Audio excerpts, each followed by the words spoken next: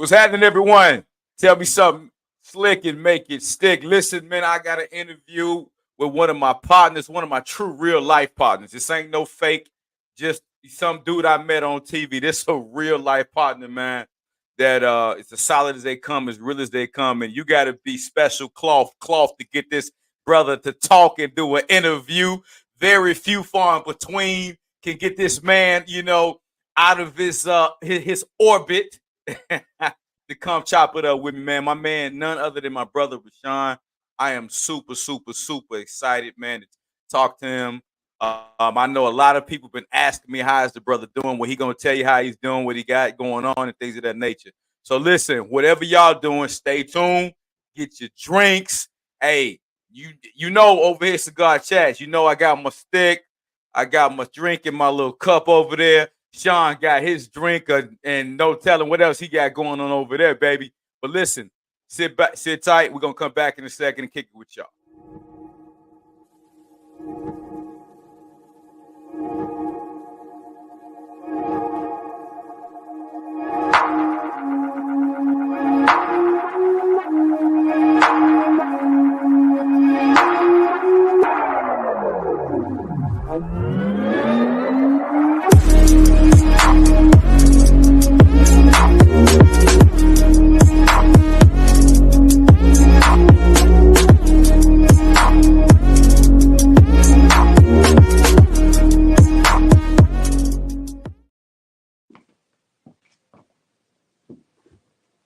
Welcome back, everyone. We back. So, man, brother, thank you, brother. I just want to tell you, Sean, appreciate you, man, for joining, man, and man, I'm again, homie. It's always good. It's always a treat when two players meet, man. So, what I want to do with this interview, I kind of want you, man, to kind of share with really the Renaissance man that you really are. It's so many layers to you. It's a lot more to you, man, in a great way. And I've had the pleasure and be blessed to really know you and and consider you a friend. So I kind of want you to tell people, man, who you are, where you're from. I know where you're from, but I want the people to kind of know a little bit more about you if you're okay with that, brother. Yeah, no doubt. I appreciate the intro. Very gracious. And not going to expand on anything, but Right. Our first day of shooting. There's a moment. You know what I'm saying? And real recognize real. It always happens. And so, I just remember he looked. I looked. We both smiled. And I knew then he had a purpose. Anything else, and with that in mind, whenever you go into any type of relationship, you should go into that shit with a purpose. Right. You know what I'm saying? And so, he knew his purpose. Sadly, a lot of people don't know their purpose. But, let's get it back. So, I'm going to break up some Balvenie. All right. You got to sip this one day, man. This is an amazing scotch. Okay. I'm not really a scotch dude because most of the scotches I like are rather expensive. So, it's an expensive habit. So, on a special I'll do a little scotch. I'm a liquor connoisseur. You know that. Yeah, man. You told me, man, we're going to try some good. Next time we get together, you're going to turn me on to a couple good scotches, brother. You told me that. So, all right. So, with that being said, my name is Sean from South Jamaica. Ooh, some heavy hitters out of there, baby. Yeah, grew up, here's the deal. Even if you're not out there, you're going to see a lot if you live in a certain area. Right. Not to really elaborate so much on who I was. That's right. Because it wasn't really that crucial. And I said, at least I can speak from my perspective. Shit was bad, but I had people that didn't. Right. You know what I'm saying? And with that being said, that's enough, man. In certain situations, people don't even get that. You know what I'm saying? Right, bro. So, a person that invests in you, you can't take for granted that everybody has someone. You always hear that line. People say that everybody has somebody. How do you know? Have you walked? Some people grow up like, and I had friends, man. Their moms made them sell drugs. It's real. You know what I'm saying? Like, so shit. Whatever problem I had with my mom, it ain't that bad. You know what I'm saying? So it's like, whatever, you know what I'm saying? Like, whatever situation I had, you know, whether I was hungry some nights, I had a house. You know what I'm saying? I had a roof over my head. Some people didn't have that. You know what I'm saying? So, like, you know, you gotta, at a young age, I was always able to put shit in perspective, but I didn't realize how to truly let that dictate my flow in life until much later. Makes sense. And so I say, you know, I mean, typical, you know, like, I feel like typical childhood. Okay. You know, like, nothing outstanding, man. Like, I was the youngest, so I always hung around that, you know, knew more than me. Right. So, like, when you hanging around older cats, you know, you got to learn and communicate at an accelerated pace. That's right.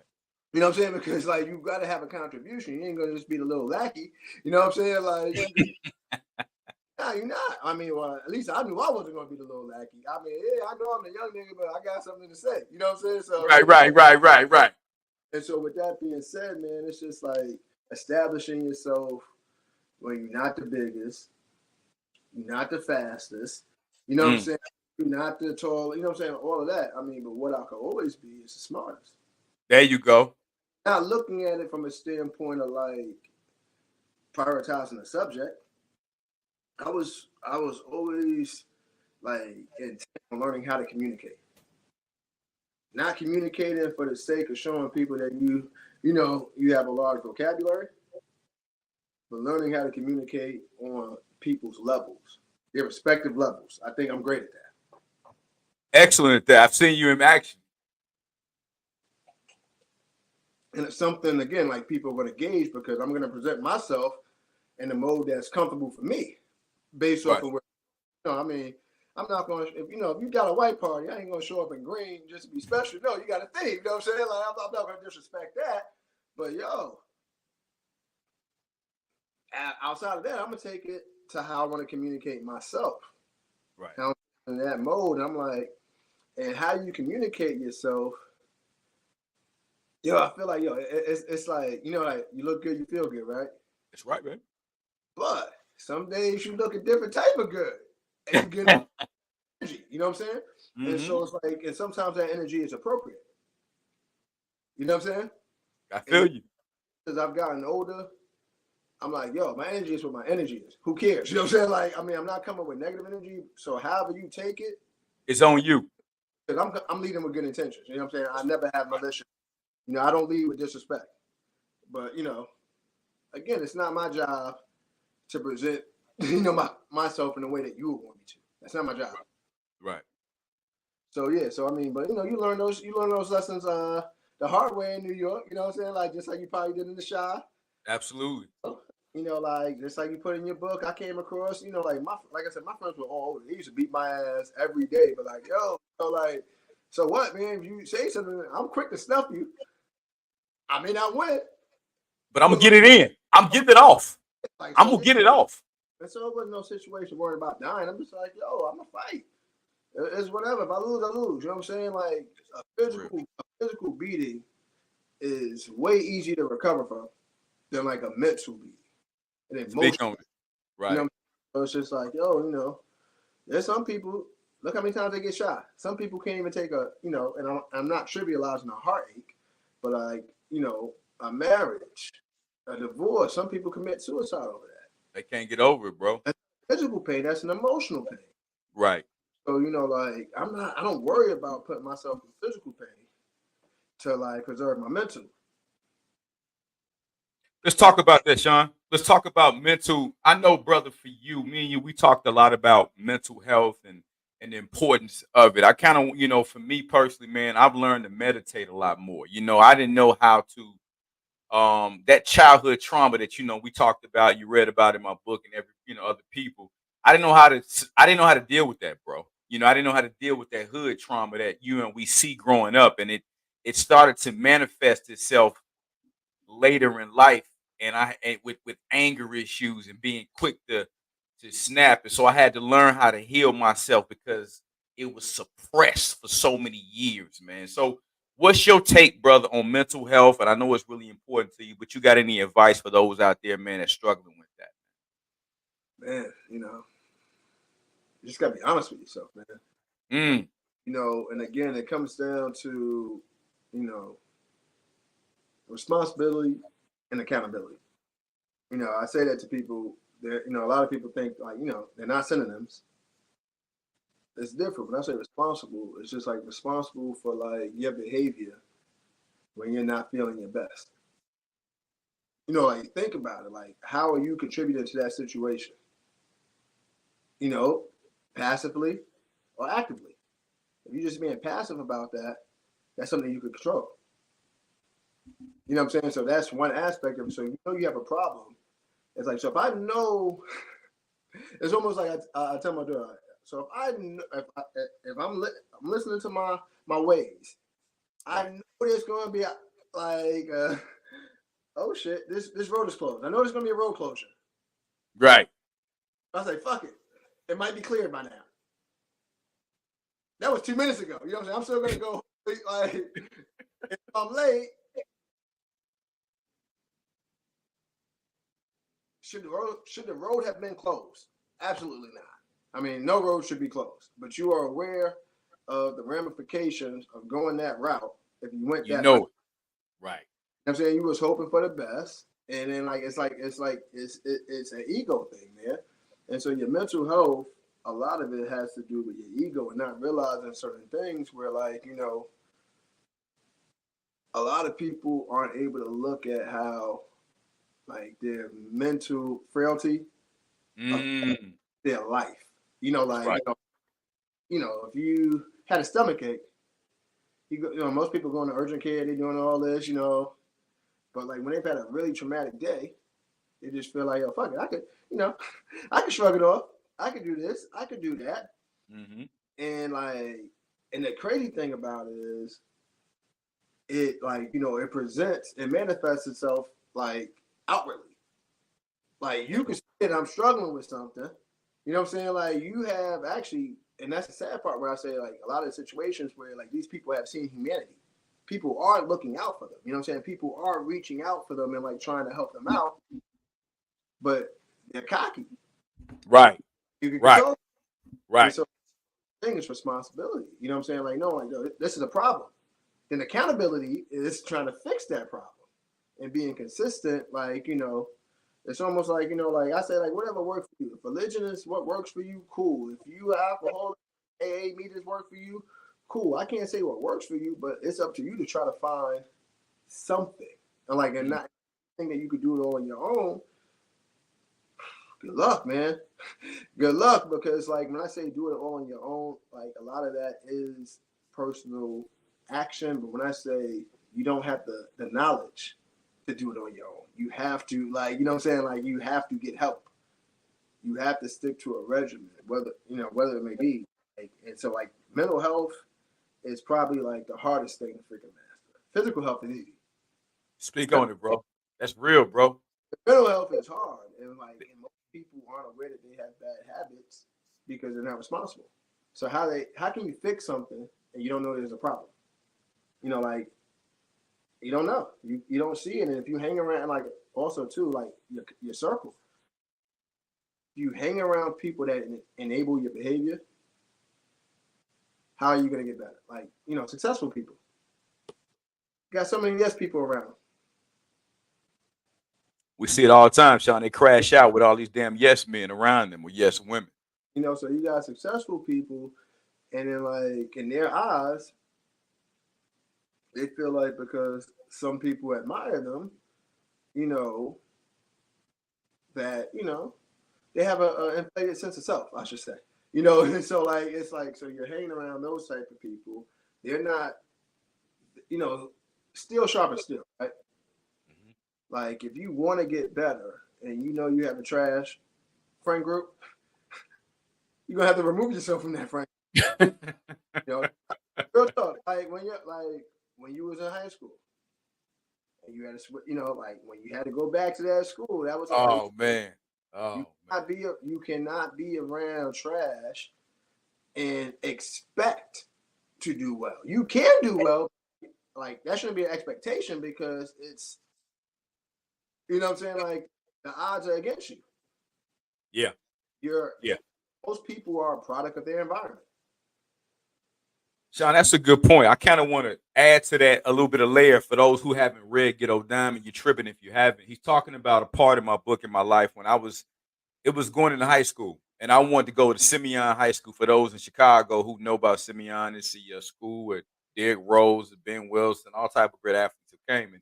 And at that time, growing up, it was the school with all the bad chicks, man, all the slickest hustlers, and that's where I wanted to be.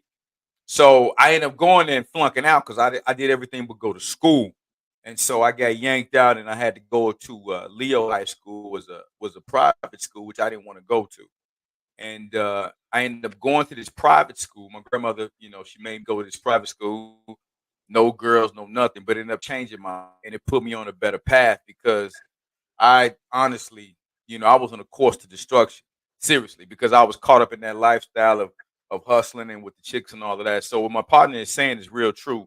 You have to change your environment, and that's a good point, bro. So thank you, bro, for adding that. That's a good point. Oh yeah, no doubt, bro. But no, I mean, so it's just like one of those things, man. It's like, but with that being said, though, mental health. Yeah, I've never been in that place where it was super shaky. When I say been in that place, I've hit it, but like I always knew I had to take myself out of that place. It's like rapidly.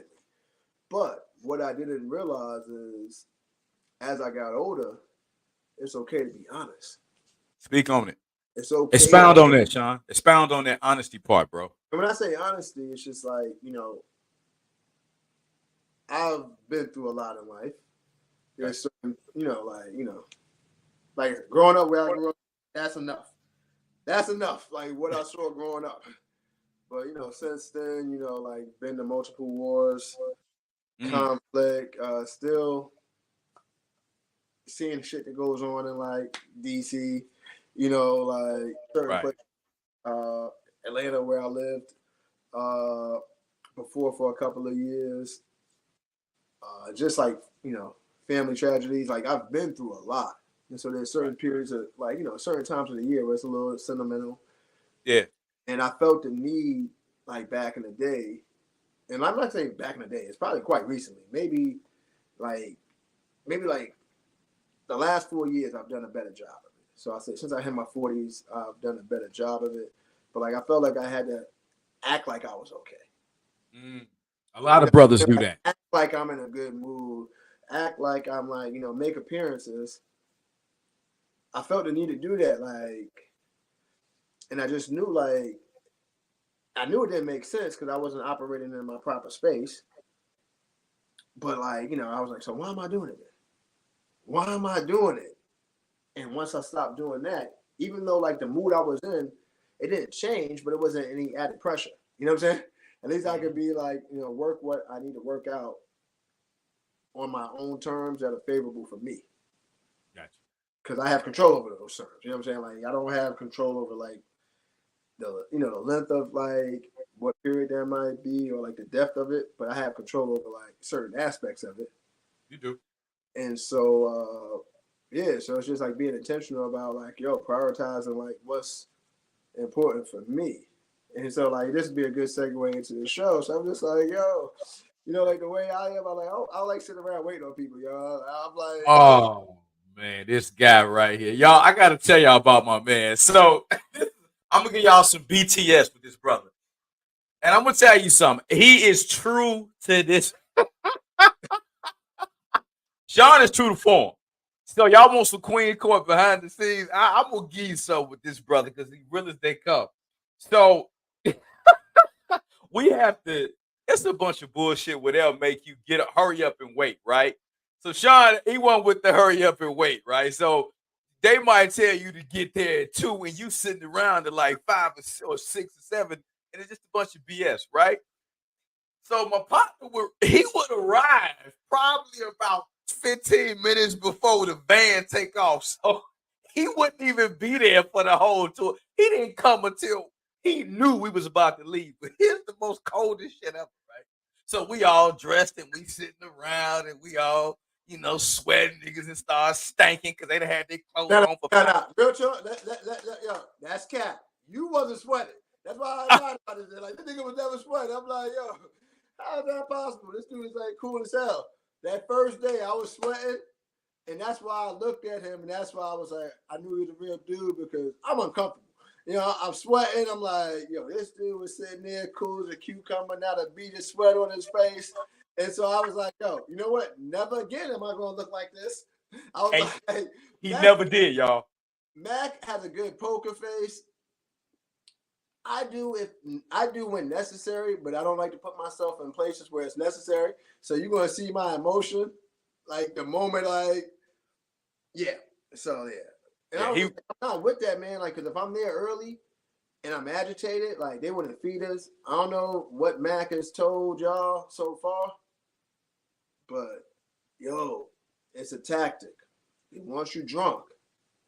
Come on, speak on it, bro. Talk about it.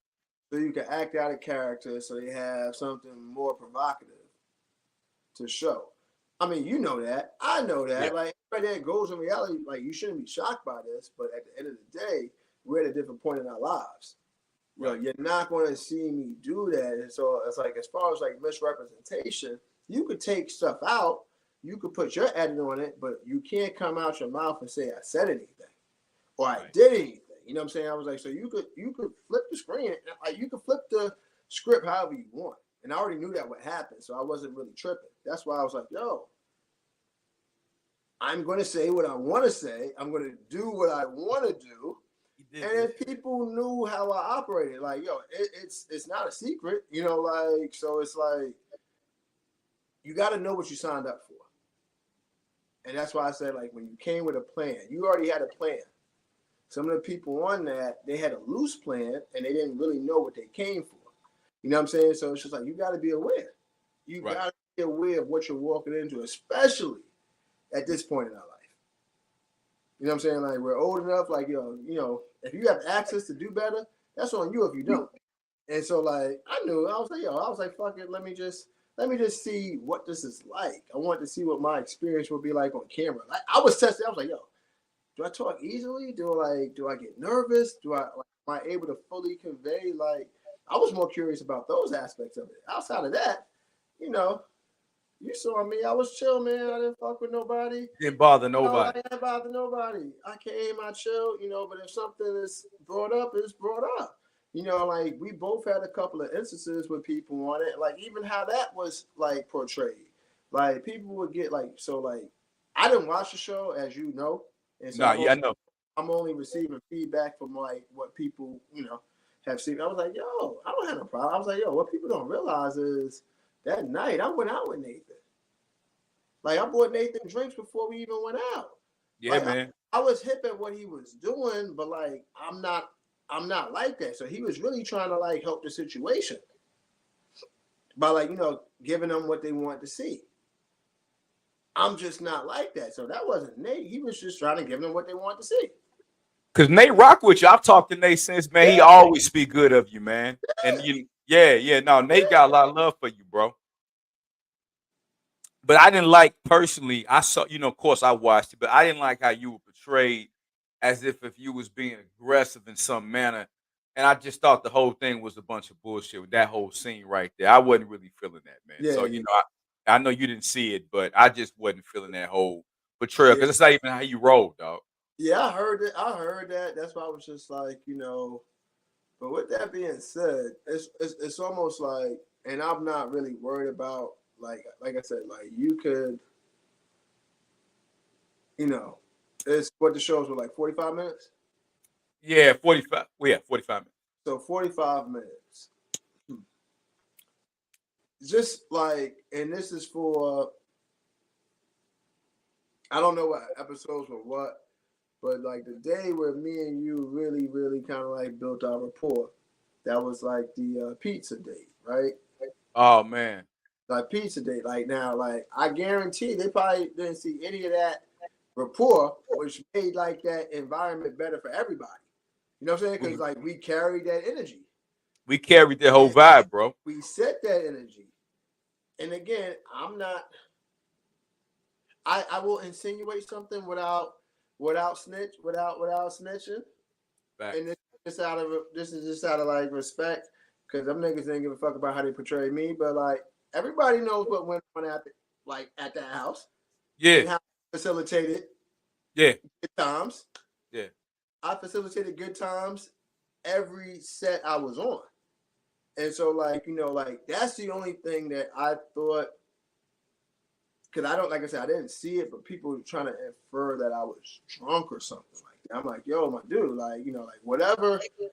Like, I have no, like, bro, I was lit every day I came. I showed up lit. You came on set. I gave stuff to people. I was like, yo, every time you saw me, I was like that. I was like, no, come on, man. I wasn't even drinking. Like, I was like, you sound fucking stupid. I was like, yo. And also, too, that same day, when there was a problem with a cast member that we talked about personally, again, I'm not going to put no shit like, I don't put shit like that on blast, but like, production, the rest of the cast knew who they came to for me. So if someone else is being aggressive, it was that same day, too. You're going to go to someone who is also aggressive to calm them down? Fuck no. You know what I'm saying? I was like, yo. And also, too, man, like, if you have to question whether I'm aggressive, I'm definitely not aggressive, because I have that in me. I have no problem doing that. But, like, come on, man. Like, I didn't like the insinuation as far as, like, I was acting differently because I was drinking or whatever, because I didn't even drink. Or if it was because I was, lit, I'm like, bro, I was lit every fucking day. You know what I'm saying? So like, everybody knew that, my nigga. So you came on the motherfucking lit. Yes. So it wasn't no great discovery, Sean. You showed up like that every time, bro. What people don't realize is if I wasn't, you would have really seen me be aggressive, because that shit calls me down. Like, you know what I'm saying? Like, yo, like, because I have a low tolerance for bullshit. And like, we do a lot of bullshit. So I'm just like, yo, like a lot of those dudes, like, I'm cool with a lot, like, like Nate was good, had good action. Like, even the dude Tony, he left the first night. He was a cool cat. I was cool. I didn't have no problems. I didn't have no problems with nobody on that show. None of the men, none of the women. Like, I get it. This is what I mean. Like, you're doing what you think you need to do to stay on the show, right? To stay on the show, or to give them what you want. And I was like, yo, that's not what I came for. I'm not mad at you. I was like, I'm acting accordingly. I'm acting accordingly to what I came for, and I'm not mad if someone else is doing what they were supposed to do. Right. I was like, but along the line, if some of that shit is corny, it's just corny. And some of that shit, it is what it is, like, and so some people did some corny shit on the show. We don't have to speak no names, but like, some people. It's out there. The footage is out there. People know who did corny stuff. But some of it, footage is not out there. You know what I'm saying? So there's some corny shit, But outside of that, it wasn't a negative experience. I mean, I enjoyed it. I enjoyed it. Outside of that first day, they didn't waste my time. So like it was a learning process. You saw what it was. I met a real, like the older you get, that's why like it's like childhood friendships are so important to people, because they were generated like organically. Yeah, man. You know what I'm saying? So it's like, as you get older, you don't really present a lot of opportunities.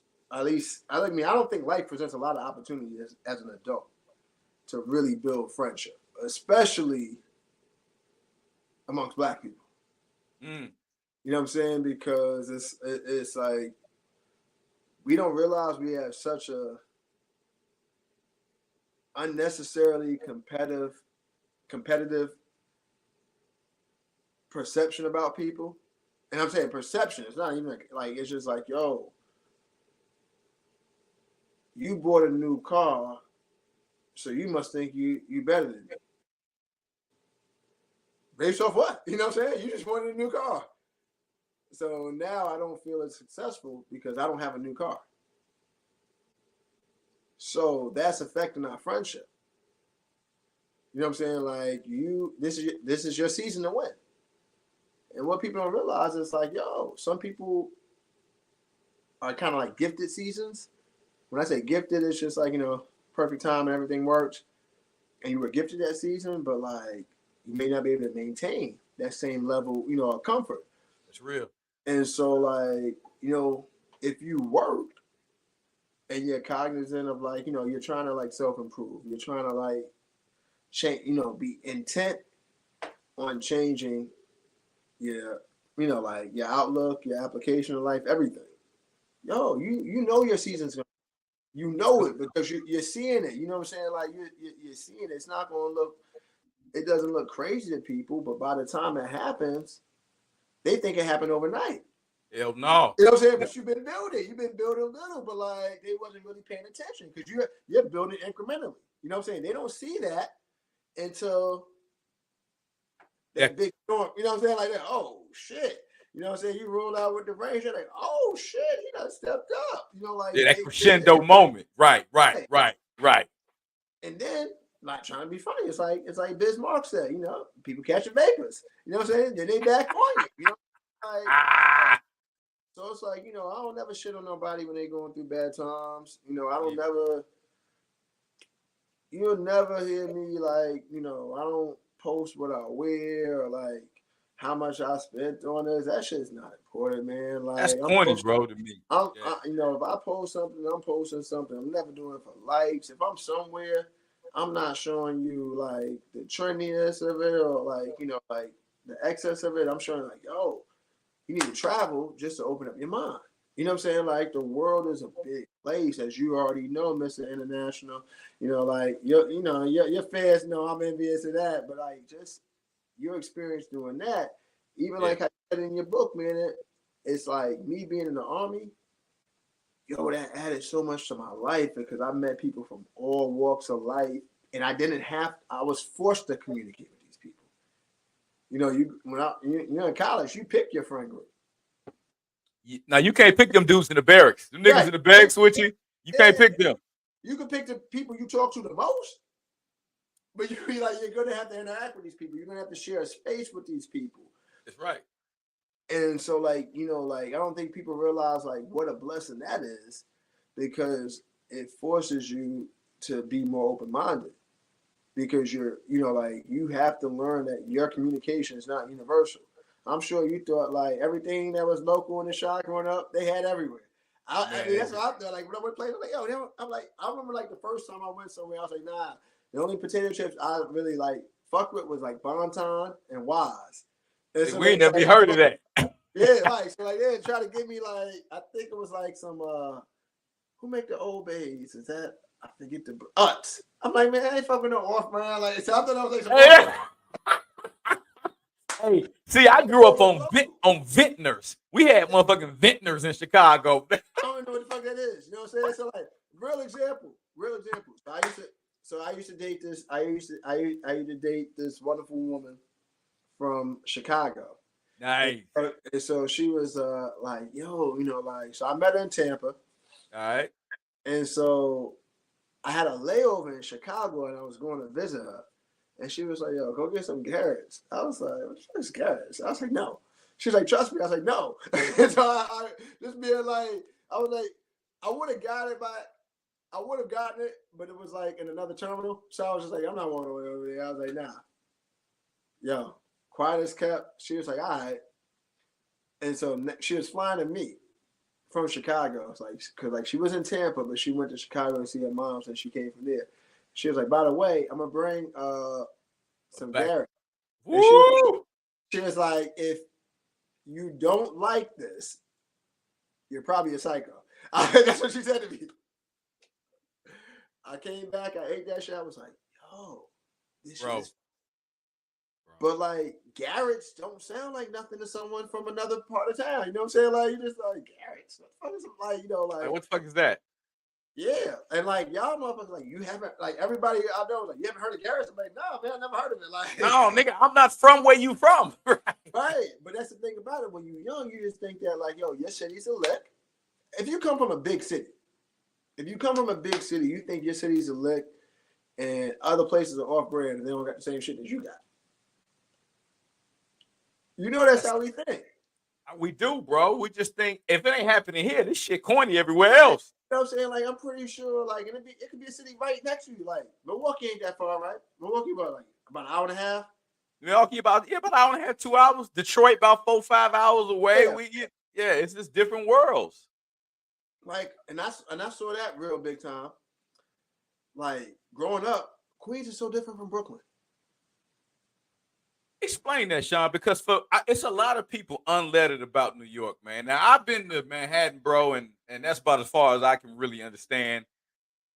Tell the people how the different boroughs are, because they think everybody from Queens is like Brooklyn, and them all y'all different dudes, man. Yeah, so all right, I'm gonna tell you how I viewed it when I was younger, based off of stereotypes and just what little experience I had dealing with people from there or actually visiting.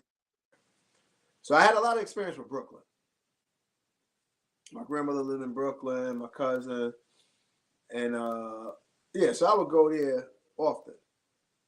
And so Brooklyn was just kind of known as like the hardcore city, like I was like like Brooklyn and the Bronx was generally known back then as like the toughest parts of New York. Yeah, that's what I heard. They get down over there. Yeah, but like it had that reputation. You heard it from older heads, but then I would be over there and I would like see some kids. I'm like, they ain't tough. They just like us. You know what I'm saying? Like there's nothing. I mean, I don't know what tough was supposed to look like, but I didn't see it when I went to Brooklyn for the first time. I didn't see it when I went to the Bronx. I just saw that like, it was different. It was different because I didn't grow up in projects. Like I grew up with my grandmother. We had a nice block. But I just remember how like the kids around the corner on 140 used to think they were so tough. And I'm just like, you live right around the corner. I mean, your block's dirtier than ours, but like, we go to the same places. We do the same things. And so it was weird to me, but like it had some people on our block scared. Just because like they carried it different. And so it's like what people don't realize is like, I think based off of, and it's like anything else, man, like you ever heard. So you heard of the broken window theory before, right? That I've not, brother. Educate me. All right. So the broken window theory is if you live in a neighborhood and you walk past it, you walk past a building, a house, whatever, you see a broken window. You see it there for a day. You see it there for 2 days. If it's still there for like a week or so, it desensitizes people to that. So, like, if you go somewhere, you see people littering on the floor. You don't think twice about littering. Right. If you go to a place that's pristine, you're going to be conscious because it looks different. Right. You don't want to be exposed. And so it's like, it's often like, what bothers me about Atlanta is Atlanta being like historically, predominantly black, at least for the better part of, recent, recent memory. Yeah. It bothers me. We know of, right. Like when I see like builders and like that have the same builders, like where I live in Union City. I seen the same floor plans, the same builder for property now forever. Mm-hmm. Sandy Springs. It's similar to a neighborhood that's like right up the block from mine. I was like, they were like, it's the same builder. And so, same houses, right? Right.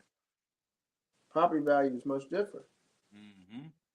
That's how the broken window theory is applied. Like upkeep, how you maintain it, it's the same thing. It's the same thing, but because it's not maintained the same way, there's like that apathy towards like just take yourself pride. Like you come home to litter. You shouldn't want to see certain things. Like I used to like always say growing up, like because my mom lived in the project though. Like she moved to the project. Like we used to live with my grandmother, and she moved there, It ain't really. I mean, some people say it's a project. I don't know. I wouldn't really consider it projects compared to what's considered projects. But anyway, my mom lived in Rochdale. Rochdale is the building like where Nas is in Belly. Yeah. That's that building there in front of is my mom's building. Nice. You know what I'm saying? So like, like some people are calling, but it was regardless of the case. It some whether like whatever however you describe it, you saw hood shit there. Maybe not as frequently, and but you saw it. And so there was a certain element that was there, but like you get in the elevator, moms go grocery shopping, you got mad bags. You get to the elevator, piss on the floor. Mm-hmm. Piss on the floor. And it's like that level of respect that you have for like, you live here. Other people walk through here. Your mom walks through here. Your grandmother walks through here. Like your family walks through here. But if you have that level of, you know what I'm saying? Mm-hmm. Of apathy and you feel like you don't see that it's like blatantly wrong, it's contagious, bro. It is. That's it a good spreads to point. the next person. That's a broken window theory. I like And that. so all things are equal, but our property is less is valuable. Mm. And it's like we can't blame that on nobody. That's accountability. Like it's the same property. And then what happens is like it's gotten to the point where like how neighborhoods change is that like the people that do have a that are doing their part, they're afraid to say something to people because people are gonna get mad at them for speaking the truth. Right. Like, and you have parents encouraging, like, don't talk to my kid. Like, your kid just littered on my yard. You know what I'm saying? All I said was pick it up. You know what I'm saying? Yeah. Like growing up, I couldn't do that shit. I was telling my daughter, I remember one time, like, I was playing football. My ball bounced over the yard. Lady, like, it's so like we playing football in the middle of the street, two-hand touch. Ball bounced over. Lady waiting for like a car to come and threw the football like in the street. And so I called her like, I called her a bitch or whatever the case may be. I'm thinking shit's all good. Like, I'm feeling good. I'm talking back to her. Man, later on that day, like, so like my parents hadn't been home yet. I don't even know how this shit was communicated. Like, so my mom wasn't home, my grandmother wasn't home, but somehow they knew that I had curses. Like, I got my ass beat. Yeah, man. Yeah, man. Yeah. Like, now this, like now that you have some parents, and it's not all, but you have some, and some is enough. Some is enough to like they're gonna go and like instead of like correcting their child and disciplining their child, they're gonna get upset with someone who's just trying to like maintain like the value of their property. You don't think about these things until you buy a house, though. Like you're not thinking about it in those lines, but like that's how they think. Like they work hard for this. Right. They work hard, like and like so they're complaining about these things, and it's to the point where like black people, how gentrification happens, is some black people do use the political process, but they can't really enlist enough people to do it. White people don't change the neighborhood. They use the political process. They get ordinance passes, they get laws passed, you know what I'm saying? Like, it's not racist. It's like using the law.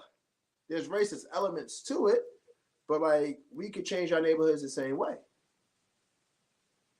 If you had more people that want to reinvest in their own community as opposed to like just moving to, Johns Creek, Alpha Right. Just going, I'm going for local people here. I don't know, or like going to the north side if you're in Chicago. Like, fuck all this, go to the north side. Like West, but there's tons of great neighborhoods in like West Chicago, South Chicago. It is. I meet people. I say to myself, I wait, like I'm gonna have to link with you, but like a good friend of mine just moved back to Chicago. I hear like Chicago has allure. Like I think as a black person, it has an allure. Like like if you really like connected to what I would say is like aspects of the traditional black experience, Chicago is one of those cities that has an allure. But I also know Chicago's a city that like, yo, I'm not young no more, man. I don't want to take no chances. You know what I'm saying? Like, I want to know I'm going to spots where I can be comfortable. Nah, real talk, man. I Yeah. don't go out here because of that. I mean, I want to be comfortable when I go out. Right.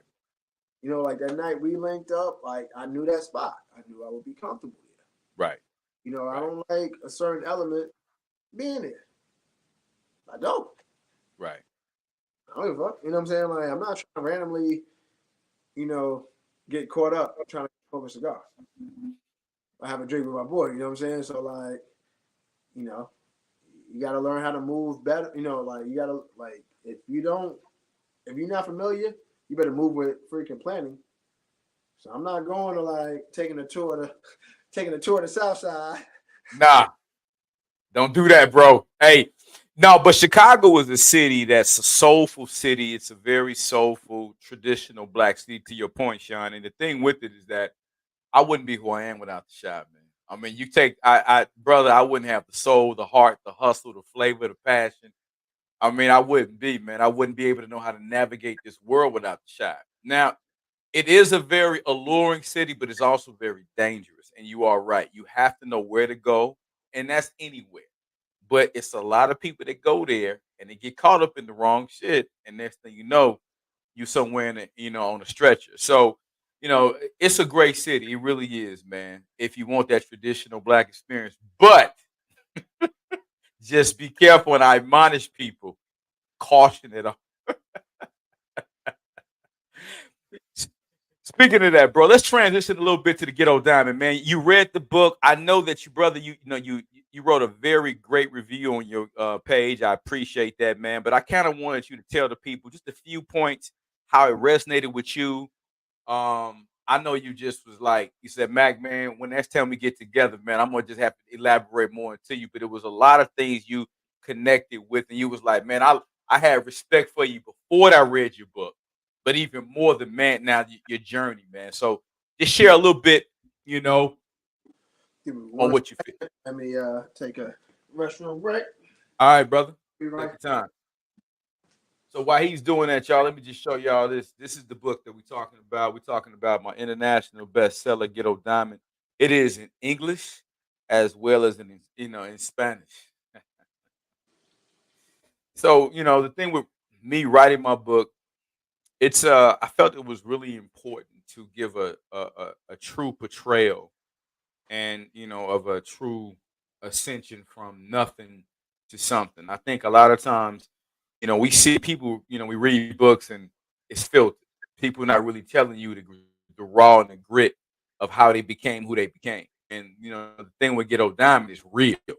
I take you from day one. I take you from overcoming my child abuse. I take you through my high school years, my grammar school years. I take you through, the streets of Chicago, dealing with the hustlers, the gangsters, all of that. I take you on it's a cinematic read. You literally could, well, you can't close your eyes because you got to read it, but you can truly, visualize everything. I take you with me on the on the Navy, on that military experience. I take you to my first entrepreneur endeavor.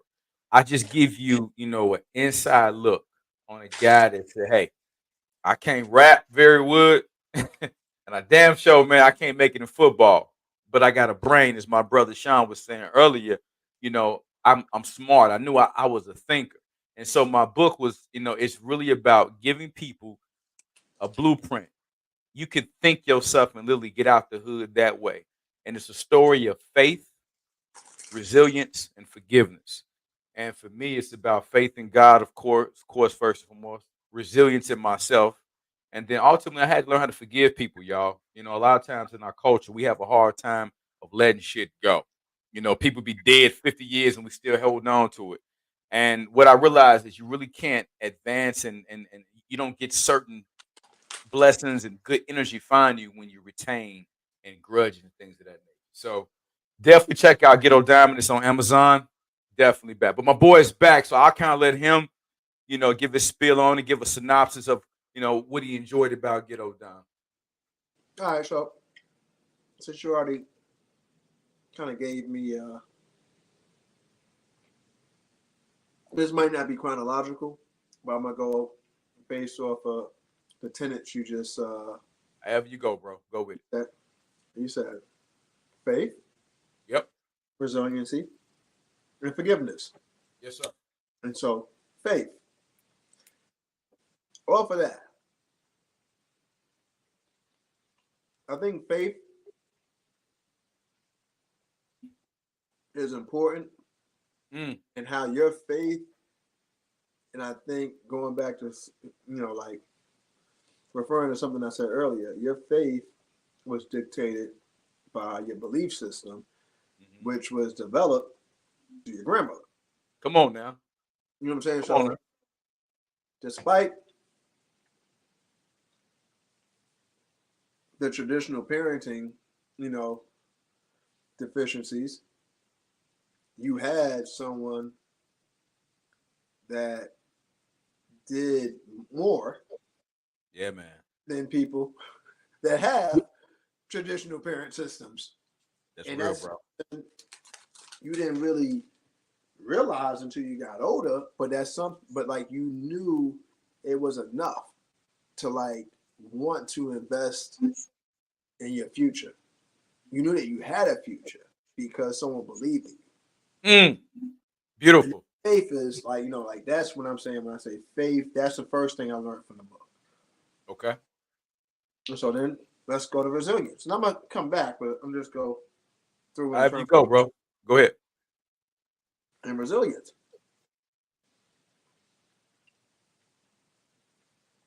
Post Navy. Oh, man. A lot of people don't know this, but I applied to film school at USC. Nice. Just got a little nugget from my boy. We learned something new today, world. and got in. Oh shit. I had my daughter. Child support was a grip. Oh shit. Don't get me started on that. Yeah, I just didn't have the faith that whatever I was doing was gonna pop off enough in terms of me. But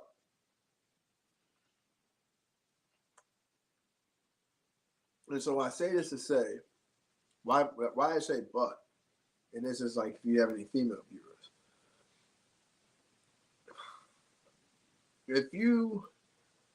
This is what I say. If you're going to have a kid with someone, if you're deciding to have a kid with someone, and you're going to question the caliber of that man in terms of whether or not they're going to do the right thing, then that's just foolhardy. You know what I'm saying? Like so, and I say it to say, like, I may not have, if I would have been in a situation where, and these are all hypotheticals, but I'm just saying if I'd have been in a situation where, like, no, like, I don't have to be on the hook for $700. Yeah. Every month. Yeah. I'm gonna give what I can. Trust me, I'm not going to short my kid, but I'm trying to like build something here. Right. Build something. Yeah. Yes, sir. Not to like, like come up short of my responsibilities. That's not who I am. But I'm trying to, but out of that fear, and just fear the unknown. California is, I love California, but as you would know, it's a totally different animal. Especially cities like ours. Yeah, man. Totally different than where we come from. Right. Just like even Chicago and New York. So some people are like, oh, Chicago and New York is not similar, but how we get around. Y'all take the L, we take the train. We take you ain't taking the train in California. You're taking the train to LA. People don't realize. Right, no train to take. Right. So like how we are used to just like, traveling. Like traveling in the city is totally different there. It's like it's totally different. Like, and I knew these things. I wasn't afraid, but it was more so I have responsibilities. What I admired is, you wasn't afraid to fail. No, sir. You know what I'm saying? No. Like, bet on yourself. No, sir. And if one thing might have happened here and one thing might have happened there, it might have worked out. Yes, sir. Like you had a philosophy, you had to drive. That in itself is something that most people don't even have what it takes to fail at something. And anybody that's accomplished something has experienced failure. They have. You know what I'm saying? So it's like, but you can't say that you want to succeed, but you don't even want, that you're afraid to fail. You can't be afraid to fail. That's real, bro. If you know that, like, I'm gonna say it like today. So I did some videos today. Okay. I made a new concoction. That shit was like dope. So I'm feeling good. I was like, let me exercise.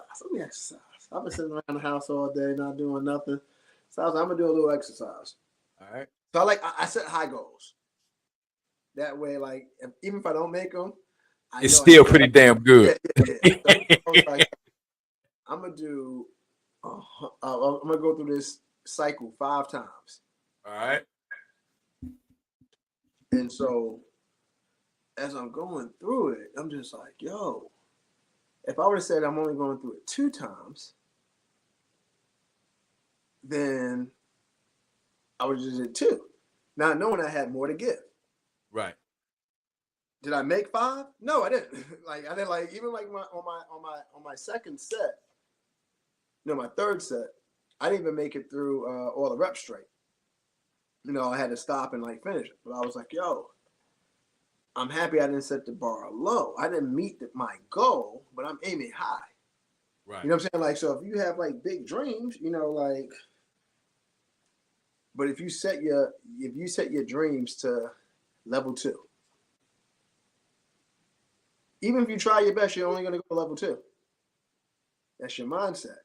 So if you set your dreams for level 5, hypothetically speaking, you might be at level 2 and not even realize it. You know what I'm saying? Because it's not short of your goal, but how you peak according to other people. And so you're going through set that sometimes what's the saying? Sometimes you have to take a 1 step back, take 2 steps forward. Yeah.